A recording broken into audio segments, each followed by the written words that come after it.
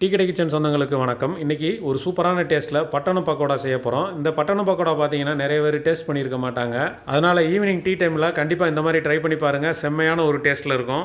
வணக்கம். நீங்கள் நம்ம டீ கடை கிச்சனில் பட்டண பக்கோடா எவ்வளோ பக்குவமாக போடுறது தான் இன்றைக்கி பார்க்க போகிறோம். அதுக்கு முதல் ஒரு மிக்சிங் பவுல் எடுத்து வச்சுக்கோங்க. இதில் நமக்கு பட்ரு நல்லா உருக்கிட்டு தான் வச்சு உருகின பட்ரு ஒரு 50 ml இதில் சேர்த்துக்கலாம். இந்த பட்டண பக்கோடா பண்ணுறதுக்கு நீங்கள் பட்டர் சேர்த்துக்கணும், இல்லைன்னா டால்டா சேர்த்துக்கலாம். இது ரெண்டுல ஏதாவது சேர்த்துக்கோங்க. ஒரு 50 ml உருக்கிட்டு சேர்த்துக்கோங்க. இதோட சேர்த்து ஒரு 1/4 டீஸ்பூனு சோடாப்பு கண்டிப்பாக சேர்க்கணும். அப்படின்னா தான் பட்டண பக்கோடா அந்த பக்குவமாக வரும். ஒரு 1/4 டீஸ்பூன் மட்டும் போதும். தேவையான உப்பு 1 டீஸ்பூன் தூள் உப்பு, அதையும் நம்ம இதில் சேர்த்துடலாம். இப்போ உப்பு, சோடா உப்பு, பட்ரு எல்லாத்தையும் நல்லா ஒரு தடவை கலந்துக்கிறணும். பட்டரில் நல்லா இந்த அளவுக்கு கலந்துட்டிங்கன்னா ஒரு கெட்டி பதத்துக்கு இந்த மாதிரி நல்லா கொலன்னு வரும். இந்த அளவுக்கு இருக்கணும். இது மேலே பட்டர் இந்த அளவுக்கு கலந்துட்டு நம்ம கடலை மாவு மெஷர்மெண்ட்டில் ஒரு 1.5 கப்பு சேர்க்கணும். 1 கப்பு தட்டியிருக்கேன். இப்போ 1.5 கப்பு மெஷர்மெண்ட் கப்பு இதுதான். 1.5 கப்பு சேர்த்துக்கோங்க. இந்த பட்டண பக்கோடாவுக்கு இன்றைக்கி பொரிகடலை மாவு ஒரு அரை கப்பு பொரிகடலை எடுத்துட்டு அதை நம்ம நல்லா பொடி பண்ணி வச்சுருக்கோம். மிக்சி ஜாரில் போட்டு அதை நம்ம உள்ளே சேர்த்துக்கலாம். இது மாதிரி சேர்க்கும்போது பட்டண பக்கோடா நல்லா டேஸ்ட் நல்லா அருமையாக இருக்கும். அடுத்து பார்த்தீங்கன்னா பச்சரிசி மாவு, சாதாரண பச்சரிசி மாவு, கடையில் வாங்குகிற பாக்கெட் மாவு தான், வறுக்காத மாவு. அதை ஒரு அரை கப்பு சேர்த்துக்கோங்க. மாவு சேர்த்துட்டு இப்போ நம்ம ஏற்கனவே பட்டர் வச்சுருக்கோம்ல, அந்த மாவும் அந்த பட்டரும் நல்லா மிக்ஸ் ஆகிற மாதிரி ஒரு தடவை கலந்து விட்டுருங்க.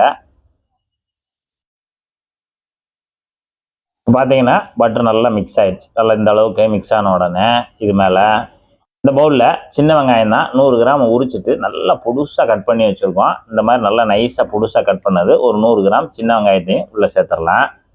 அடுத்து கருவேப்பிலை ஒரு 4 கொத்தை உருவிட்டு நல்லா பொடுசாக கட் பண்ணி வச்சுருக்கோம். அதையும் நம்ம உள்ளே சேர்த்துக்கலாம்.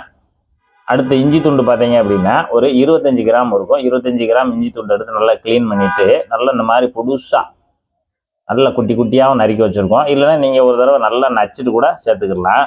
காரத்துக்கு பச்சை மிளகா மட்டும்தான். நான் ஒரு 5 பச்சை மிளகா நல்லா குட்டி குட்டியாக நல்லா நொறுங்கல் மாதிரி வெட்டி வச்சுருக்கேன். இது போல் வெட்டிட்டு சேர்த்துக்கலாம். நீங்கள் இதையும் பச்சை மிளகாயும் இஞ்சியும் சேர்த்து ஒரே போல் இடிச்சிட்டு கூட சேர்த்துக்கலாம். அடுத்து மல்லித்தலை ஒரு 5 விரல் அளவு நல்லா பொடுசாக கட் பண்ணிவிட்டு அதையும் சேர்த்துக்கோங்க. கடைசியாக ரவை ஒரு 1/4 கப்பு. நம்ம வீட்டில் எப்போ இருக்குல்ல அதே ரவை தான், ஒரு 1/4 கப்பு சேர்த்துட்டு ஒரு தடவை நல்லா பிசைஞ்சு விட்டுருங்க. இப்போ இந்த மாதிரி பிசைஞ்சிட்டோம்னா அந்த வெங்காயத்தில் இருக்க ஈரம் நல்லா மாவு வாங்கிக்கும். அப்புறம் நம்ம தேவையான அளவு தண்ணி சேர்த்து அது ஒரு பக்குவமான ஒரு முறையில் அந்த மாவு பிசையணும். அப்படின்னா தான் நமக்கு பக்குவமான ஒரு பட்டண பக்கோடா ரெடியாகி வரும். தண்ணி ஒரு 50 ml தொளிச்சுக்கோங்க. ரொம்பையும் தொளிச்சிடணும்னா ஒரு 50 ml தொளிச்சிட்டு அப்படியே மாவை விரைவி விடுங்க. இந்த மாதிரி கொஞ்சம் கொஞ்சமாக தண்ணி தெளிக்கணும். இப்போ நான் ஒரு 50 ml தான் தொளிச்சிருக்கேன். தொளிச்சுட்டு இந்த மாவை நல்லா விரைவி கொடுங்க. இந்த மாதிரி அடுத்து ஒரு 50 ml தொளிச்சு விட்டுக்கோங்க.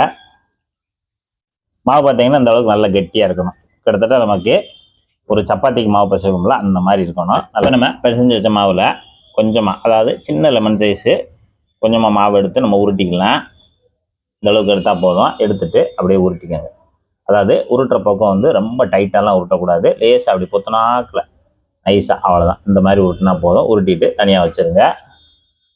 பட்டண பக்கோடா பொரிச்சு எடுக்க போகிறோம். அதுக்கு கடாயில் எண்ணெய் நம்ம உருண்டை முங்குற அளவுக்கு இருந்தால் போதும். எண்ணெயோட சூடு பார்த்தீங்கன்னா மீடியமாக தான் இருக்கணும். அடுப்பும் மீடியமாக தான் இருக்கணும். ரொம்ப லோ ஃப்ளேமில் வச்சு போட்டுறாதீங்க, அது கரைஞ்சிரும். அதனால் மீடியமான ஹீட்டில் தான் நம்ம போடணும். இப்போ நம்ம உருண்டை சேதிச்சக்கூடிய உருண்டைகளை உள்ளே ஒன்று ஒன்றா சேர்த்துக்கலாம். இந்த மாதிரி உள்ளே வச்ச உடனே அந்த லேசான பபுள்ஸ் வருதா அந்த அளவுக்கு சூடு இருக்கணும். இப்போ நான் ஒரு 15 உருண்டை செஞ்சு வச்சுருக்கேன். அதை நம்ம உள்ளே சேர்த்துக்கலாம். 2 ரவுண்டாக நம்ம பொரிச்சு எடுத்துடலாம். இப்போ உருண்டை எல்லாத்தையும் உள்ளே சேர்த்தாச்சு. உடனே நம்ம அதை ஒரு குச்சி போட்டு எதுவும் நம்ம கலந்துட வேண்டாம். இப்போ நம்ம உள்ளே சேர்த்து 1 நிமிஷம் ஆச்சு. 1 நிமிஷத்தில் லேசாக மட்டும் அப்படி எல்லாத்தையும் அப்படியே கலைச்சி விடுங்க. அப்படி ஒன்று போல் கலைச்சி விடுங்க. நல்லா ஒன்று போல் எல்லா சைடும் உருண்டையாக இருக்கிறதுனால நம்ம இந்த மாதிரி எண்ணெயில் சுற்றி விட்டுட்டோம்னா தான் ஒன்று போல் நமக்கு எல்லா பக்கமும் நல்லா பொரிஞ்சு வரும்.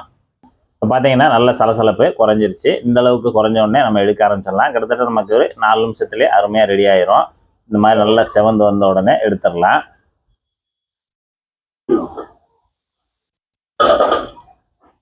அப்படியே ஒரு பீஸ் எடுத்து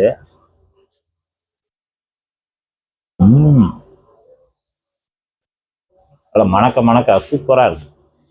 இதே போல் இதே மெத்தடில் நீங்களும் செய்து சாப்பிட்டு பார்த்துட்டு எப்படி வந்தன்றதை மறக்காமல் கமெண்ட்ல சொல்லுங்கள். நன்றி, வணக்கம்.